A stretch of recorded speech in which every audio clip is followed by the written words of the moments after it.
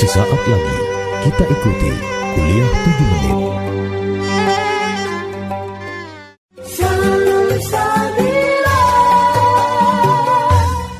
Assalamualaikum warahmatullahi wabarakatuh.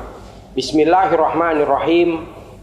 Alhamdulillahilladzi hadana ala dinil Islam. Wassalatu wassalamu ala sayyidina wa maulana Muhammad wa ala alihi wa ashabihi ajma'in, amma ba'd. Sahabat salsabila yang dimuliakan Allah. Suatu hari Khalifah Umar sedang melihat keadaan rakyat. Di perjalanan keliling kota, Khalifah Umar melewati sebuah masjid yang di dalamnya ada sekelompok anak muda. Mereka begitu asyik beribadah. Bahkan ada salah satu dari mereka sangat khusyuk. Khalifah Umar kemudian masuk ke dalam masjid, lalu bertanya, "Siapakah kalian?" Anak-anak muda itu menjawab, "Kami adalah sekelompok anak muda yang bertawakal kepada Allah. Sepanjang hari kami habiskan waktu untuk berzikir, berdoa, dan melakukan sholat sunnah." Kemudian Khalifah Umar menjawab, "Hai anak muda, keluarlah dari masjid dan bekerjalah. Jangan kalian menjadi pembohong. Harus kalian tahu, Allah tidak menghujankan emas dari langit." Ucapan Khalifah Umar itu membuat kelompok anak muda itu terkejut. Mereka sebelumnya berharap pujian dari Khalifah Umar, namun apa yang didapatkan tak seperti yang mereka harapkan. Mereka pun membela diri, "Wahai Amirul Mukminin, bukankah Allah memberi kecukupan kepada orang yang berserah diri? Dan Allah pula lah yang berjanji akan memberikan jaminan rizki kepada makhluknya," kata salah satu pemuda. Tetapi jawaban Khalifah Umar justru membuat mata para pemuda itu terbelalak. "Kalian bukan tipe orang yang berserah diri kepada Allah. Orang yang berserah diri kepada Allah adalah orang yang rajin bekerja untuk menggali potensi alam dan tanpa meninggalkan doa kepadanya. Hai umat manusia, carilah rizki di muka bumi. Jangan kalian menjadi beban orang lain.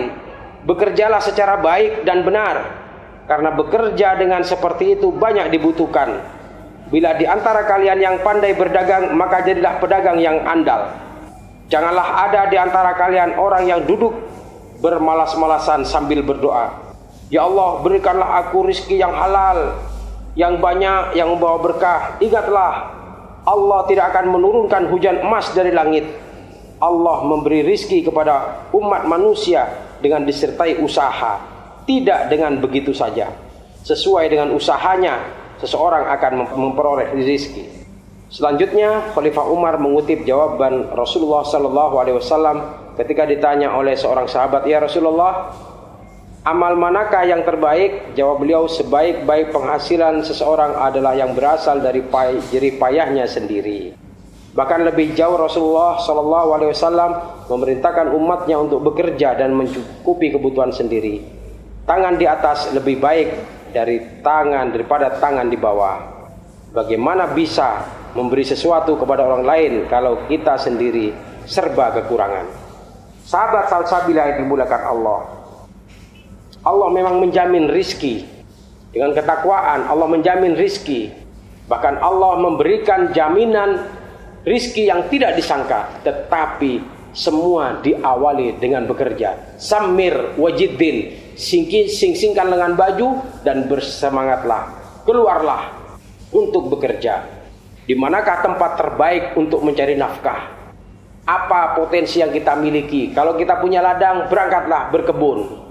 Kalau kita tidak punya potensi apa-apa, datanglah ke tempat uang. Mana tempat uang? Pasar. Barangkali di pasar kita bertemu dengan orang-orang yang membutuhkan tenaga kita. Barangkali di pasar kita menemukan orang-orang yang membutuhkan pikiran kita. Barangkali di pasar juga menemukan orang-orang yang membutuhkan segalanya apapun yang kita miliki, sepanjang kita berlandaskan takut kepada Allah. Tidak menutup kemungkinan seorang anak yatim piatu sukses bekerja, sukses dalam usahanya, sukses dalam dunianya, karena ada semangat di dalam dirinya, yaitu mencapai cita-cita yang tinggi. Semua cita-cita yang tinggi berlandaskan jiwa takut kepada Allah. Jangan sampai kita mencari harta sampai meninggalkan sholat, meninggalkan ibadah. Jangan sampai kita mencari uang, tetapi dalam mencari uang kita meninggalkan ketakwaan kepada Allah, meninggalkan rasa takut kepada Allah. Jabatan yang diterima kadang-kadang tidak takut dengan janji-janji di hadapan Allah, bersahadat di hadapan manusia, berjanji akan melakukan dengan sebaik-baiknya. Ingatlah, janji itu harus ditepati karena janji itu ada di hadapan Allah.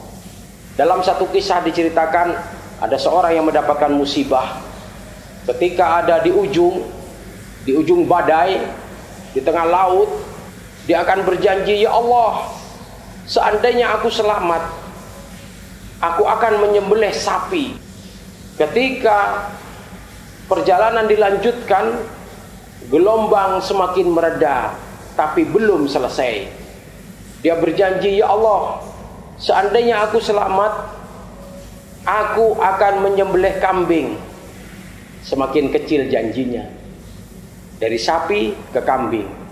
Ketika dari kejauhan dia melihat pulau dan gelombang semakin reda, ya Allah, seandainya aku selamat, aku akan menyembelih ayam. Dan hampir mendekati pulau untuk menyelamatkan diri, ya Allah, seandainya aku selamat, aku akan membuat telur ceplok. Apa yang terjadi? Semua janjinya kepada Allah, dari sapi, kambing, ayam, dan telur ceplok, itu harus dikerjakan semuanya. Karena inilah janjinya kepada Allah. Sahabat salsabila yang dimuliakan Allah, semoga dalam perjalanan hidup kita tidak mudah untuk melanggar aturan Allah. Semoga kita mendapatkan kekuatan dalam menjalankan ibadah, dan semoga kita mendapatkan kekuatan dalam menjauhi segala larangan Allah. Wallahu a'lam. Wassalamu alaikum warahmatullahi wabarakatuh.